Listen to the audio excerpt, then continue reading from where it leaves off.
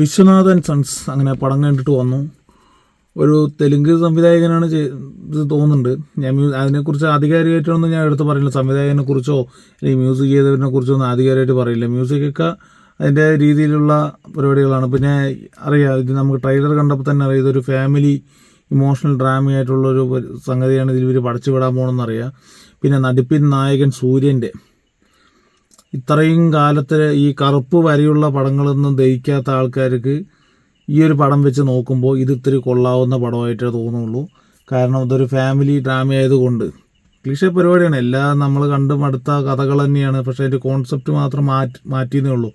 ബാക്കിയുള്ള എല്ലാ കഥകളും ഒരേപോലെ തന്നെയാണ്. ചിലപ്പോൾ ചില കഥകളിൽ 3 മക്കളുണ്ടാവും. ഏതെങ്കിലും ഒരാളിനെ എന്താ പറയുക ശരിയല്ല എന്ന് പറഞ്ഞാൽ വീട്ടുകാരെ തള്ളി നിർത്തും. അവസാനം അവനാണ് കുടുംബം രക്ഷിക്കുന്ന പോലെ ആവുക. അങ്ങനെ ഒരു പരിപാടി ഉണ്ടല്ലോ. ഇതിൽ വേറെ രീതിയിൽ എടുത്തു വെച്ചിരിക്കണമെന്ന് മാത്രമേ ഉള്ളൂ. ഒരു റിച്ച് ഫാമിലി ആയിട്ടാണ് കാണിച്ചിരിക്കുന്നത്. ഈ തെലുങ്ക് ഡയറക്ടേഴ്സ് വന്നിട്ട് തമിഴ് പടം കൊടുക്കുന്ന സമയത്ത് ഇവർ റിച്ച്നെസ് കാണിക്കാൻ വേണ്ടിയിട്ട് എന്താ ചെയ്തിട്ട് അത് എന്തിനാണ് അങ്ങനെ കാണിക്കുന്നത് മനസ്സിലാവുന്നില്ല. കാരണം നമ്മുടെ ഈ സിനിമ വന്നപ്പോഴും അതുപോലെ തന്നെയാണ്. നമ്മുടെ വാരിസ് വന്നപ്പോഴും ഇതേപോലെ വംശി പുള്ളിക്ക് ആരോണ് സംവിധാനം ചെയ്തത്. അവർക്ക് ഈ റിച്ച്നെസ് എന്താ പറയുക, ഒരു ഫാമിലി, അതിൻ്റെ അകത്ത് നടക്കുന്ന പ്രശ്നങ്ങൾ, അതിലൊരു കൂറ കളിച്ച് നടക്കുന്ന ഒരു മകൻ, അവനാണ് പിന്നീട് സക്സസ്സിലോട്ട് കൊണ്ടുവരുന്ന, കുടുംബം നയിക്കുന്ന എല്ലാറ്റാണ് അതിൽ കഥ പറഞ്ഞിട്ട് പോണത്. ഇതും എല്ലാം ഒരേ പാറ്റേൺ തന്നെയാണ്. അതിൻ്റെ ഉള്ളിലുള്ള ചെറിയൊരു ത്രെഡ് മാത്രം മാറ്റിയെന്നേ ഉള്ളൂ. ആസ് യൂഷ്വൽ എല്ലാവർക്കും ഒരേപോലെ തന്നെയാണ്. മ്യൂസിക് അതിൽ നന്നായി ചെയ്തിട്ടുണ്ട്. ഇത് നല്ല രീതിയിൽ എൻ്റർടൈൻ ചെയ്ത് നമ്മുടെ മമിത ബൈജുവാണ്. അവൾ കറക്റ്റ് നാച്ചുറൽ ആക്ടിങ് ആയിട്ട് ചെയ്ത് നമുക്കൊരു ചിരി വന്നിരുന്നത് പുള്ളിക്കാരൻ്റെ അഭിനയം കൊണ്ടാണ്. ബാക്കിയുള്ളതൊക്കെ കണക്ക് തന്നെയാണ്. ഭയങ്കര നാടകീയതയാണ്. ഡയലോഗുകളായാലും ഒരാളിനെ പോലത്തിട്ട് എനിക്കത് അങ്ങനെയാണ് തോന്നുന്നു, നിങ്ങളുടെ മകനെ കുറിച്ച് ആലോചിക്കും എനിക്കിങ്ങനെ തോന്നുന്നുണ്ട്, അങ്ങനെ തോന്നുന്നു. ഇത് പരസ്പരം അങ്ങോട്ടും ഇങ്ങോട്ടും പോകത്തലും പറയലും ക്രിഞ്ച് പരിപാടിയും കാര്യങ്ങളൊക്കെയാണ് ഇതിനകത്തുള്ളത്. അത് ഇഷ്ടപ്പെടുന്നവർക്ക് പടം ഇഷ്ടപ്പെടണ്ട. എനിക്ക് പേഴ്സണലി ഇങ്ങനെയുള്ള ക്രിഞ്ച് പരിപാടിയൊന്നും നമുക്ക് ഇഷ്ടപ്പെടില്ല. ഭയങ്കര നാടകീയതയാണ്. അതുകൊണ്ട് എനിക്ക് നാടകീയതൊന്നും എനിക്ക് അങ്ങോട്ട് ഇഷ്ടപ്പെട്ടില്ല. ബാക്കി കഥ ഓൾവേസ് ഓക്കെ. ഇതൊരു നല്ലൊരു ഫാമിലി കുടുംബചിത്രമാണ്. ഒരു ഫീൽ ഗുഡ് പടമാണ്. നല്ല ഹാപ്പി എൻഡിങ്ങും കാര്യങ്ങളെല്ലാം ഉണ്ട്. ഞാൻ പറഞ്ഞു, ഇതൊരു 20 വയസ്സും 42 വയസ്സും ആയവരുടെ ഏജ് ഡിഫറൻസിൻ്റെ ഇടയിൽ നടക്കുന്ന കുറച്ച് കാര്യങ്ങളും അതിനെ ചൊല്ലി ഉണ്ടാകുന്ന പ്രശ്നങ്ങളും ഇതൊക്കെയാണ് ഈ ഒരു കഥയിലെ ഒരു ഉള്ളടക്കം. നമുക്ക് ട്രെയിലർ കണ്ടാൽ തന്നെ നമുക്കതിൽ മനസ്സിലാവും. പിന്നെ ഈ പടം തുടങ്ങുമ്പോൾ തന്നെ നമുക്കൊരു 20 മിനിറ്റ് മമിത ബൈജുവിൻ്റെ ക്യാരക്ടർ എൻട്രായി പിന്നെ ഒരു കുറച്ച് സംഭവം നടക്കും. ആ നടക്കുമ്പോൾ തന്നെ നമുക്ക് മനസ്സിലാവും ഇതിൻ്റെ ക്ലൈമാക്സ് ഇങ്ങനെയായിരിക്കും എന്നുള്ള കാര്യം നമുക്ക് മനസ്സിലാവുന്ന പോലെയാണ് വെച്ചിരിക്കുന്നത്. അതുകൊണ്ട് നമുക്കിതിങ്ങനെ ഓൾറെഡി നമുക്കേ പ്രഡിക്റ്റബിൾ ആകുമ്പോൾ ബാക്കിയുള്ള കഥകളൊക്കെ ഇനി ഇത് എങ്ങനെ വരുമ്പോൾ നമ്മളിങ്ങനെ ശരി ഇങ്ങനെയായിരിക്കും വേണ്ട നമ്മളിങ്ങനെ ആലോചിക്കേണ്ട തരത്തിലോട്ട് പോവുകയാണ്.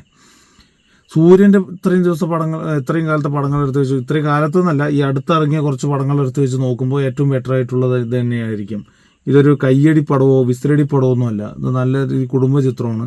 ഇതിൽ കോമഡി ഉണ്ട്, ആക്ഷൻ ഉണ്ട്, സെൻറ്റിമെൻ്റ് ഉണ്ട്, ഇമോഷൻ ഉണ്ട്, പിന്നെ എല്ലാം കൂടിയിട്ടുള്ളൊരു പരിപാടിയാണ് ഇതിനകത്ത് പിടിച്ചിരിക്കുന്നത്. അറിയാമല്ലോ, ഒരു കുടുംബത്തിനുള്ളിൽ നടക്കുന്ന സമയത്ത് അതെങ്ങനെയാണ് എങ്ങനെ വരുന്നൊക്കെ ഉള്ളത്. അതിൻ്റെ ഇടയിൽ മോട്ടിവേഷനായിട്ട് തരുന്നത് കുടുംബങ്ങളുടെ ഇതിലേറ്റവും വലിയ ഇതെന്താണെന്ന് വെച്ച് കഴിഞ്ഞാൽ ഒരു മകൻ ഇവൻ്റെ ഡ്രൈവറായിരുന്ന ഒരു ആളുടെ മകൻ വന്നിട്ട് അമേരിക്കയിൽ പഠിക്കുകയാണ്. അപ്പോൾ ഡ്രൈവറാണെന്നൊക്കെ പറയുന്നത് പുള്ളിക്കാരനൊരു കുറച്ചിലാണ്.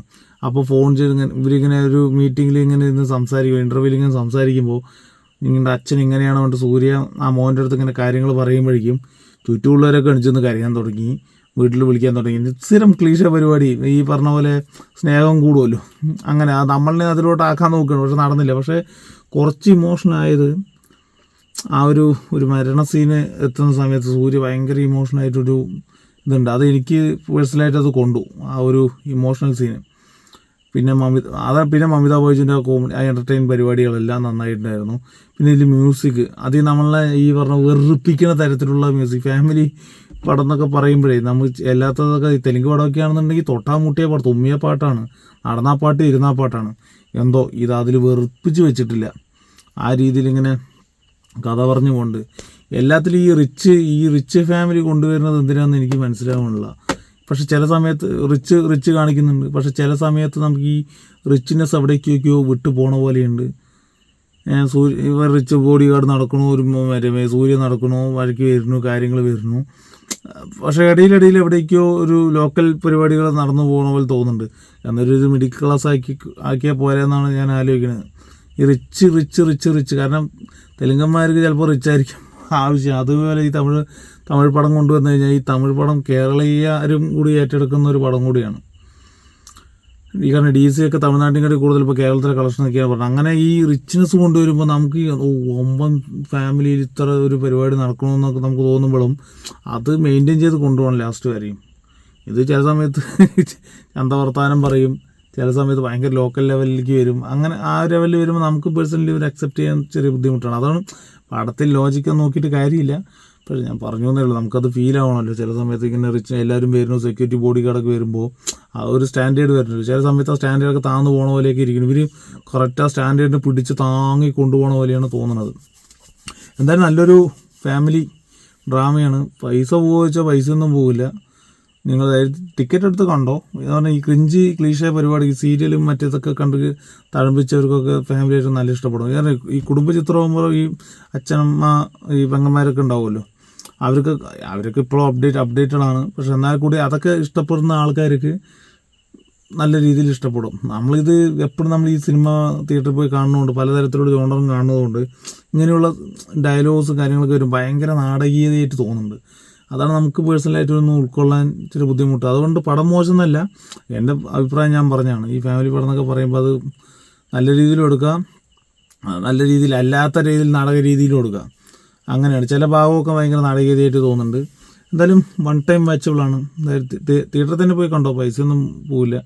ഇങ്ങനെയുള്ള ജോണർക്ക് ഇഷ്ടപ്പെടുന്നവർക്ക് നല്ലൊരു പരിപാടിയായിരിക്കും ഈ വിശ്വനാഥൻ ആൻഡ് സൺസ്.